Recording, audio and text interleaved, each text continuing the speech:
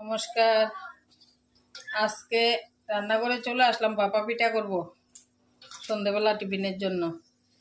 তাই এখানে গুড়ি নিয়ে এসেছি। গুড়িগুলোকে হালকা জল দিয়ে এভাবে মেখে নিয়েছি। সেটা পুরোপুরি আপনাদের সঙ্গে দেখানো হয় নাই। নুন দিয়েছি, সঙ্গে সিদ্ধ চালের গুঁড়ি নিয়েছি এখানে।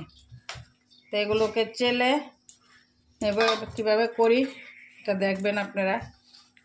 এগুলোকে হালকা জল দিয়ে, যেহেতু আগে গুঁড়ি করে রেখেছিলাম শুকনো গুঁড়িটা, তার জন্য জল দিয়ে মেখে নিয়েছি।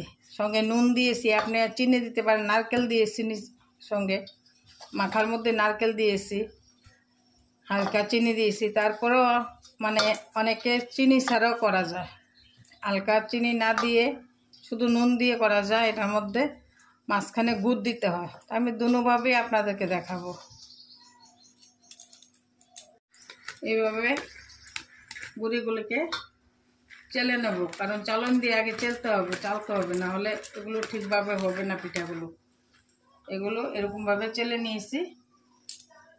এখন বাটির মধ্যে হালকা হাতে এভাবে দেব, হালকা হাতে দেব, দিয়ে তারপর বানাবো। নারকেল যেহেতু আগে দিয়ে দিয়েছি মাখার মধ্যে, তাই নারকেল দেব না। এখানে গুড় দেব, হালকা একটু গুড় দেব।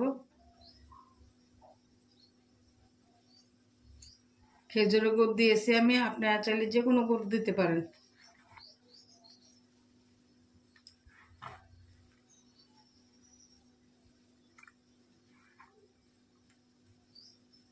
সত্যি কথা, ভাপা পিঠা খেতে খুব সুন্দর হয়, খেতে খুব ভালো লাগে। তাই আমি এভাবে কিশমিশ দিয়ে দেবো। কিশমিশ দিলে দেখতে সুন্দর লাগে, অতিথিদের দেওয়া যায়, নিজে খাওয়ার জন্য কিশমিশটা দিলে সুন্দর লাগে দেখতে। তাই কিছু কিশমিশ দেব। ভাপা পিঠার স্বাদই আলাদা। যারা অনেকে করতে না পারলে খেতে পারে না, কারণ অনেকে জানে করতে পারে না, তার জন্য খেতেও পারে না। তাই আমি চেষ্টা করি খাই। আপনারা চাইলে এভাবে করতে পারেন। সিদ্ধ চালের গুঁড়ো দিয়ে, আতপ চালের গুঁড়ো দিয়েও হয়, কিন্তু আতপ চালের গুঁড়ো দিয়ে করলে এটা শক্ত হয়ে যায়। তার জন্য আমি সিদ্ধ চালের গুঁড়ো দিয়ে করব। এভাবে সাজিয়ে নিয়েছি। এখন এটাকে ন্যাকড়া নিয়েছি, একটা পরিষ্কার ন্যাকড়া, ধোয়া ন্যাকড়া নিয়েছি। এই ন্যাকড়াটাকে দিয়ে এইভাবে বানবো, বেঁধে তারপরে দেবো। জল নিয়ে নিয়েছি, দেখুন জলটা আমি ফুটে উঠেছে। ফুটে ওঠার পর আমি এবার বাটিটা এভাবে বসিয়ে দিলাম। বাটিটা বসিয়ে দিয়ে তারপর আমি ঢেকে দিতে হবে, কারণ ছোটো হাঁড়ি তো, বেশি দেওয়া যায় না ছোটো হাঁড়ির মধ্যে।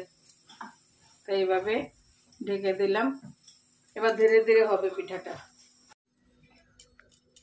এখন ভাপা পিঠাটা হয়ে গেছে, আমি নিয়েছি, খুলে আপনাদের দেখাবো। ভাপা পিঠাটা এরকম হয়েছে, এই যে দেখুন কত সুন্দর হয়েছে।